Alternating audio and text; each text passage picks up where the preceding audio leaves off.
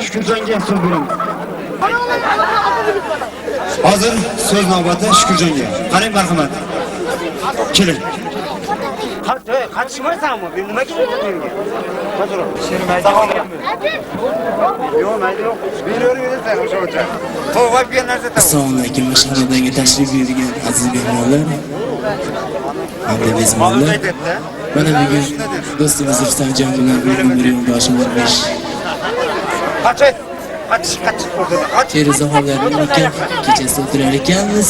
Bu ikki yoshga avvalambor uzoq umr, sog' salomatlik, kelgusi hayotlarda ulkan zafarlar tilayman. Hamisha baxtli bo'linglar. Rahmat. O'tkir gap bo'ldi.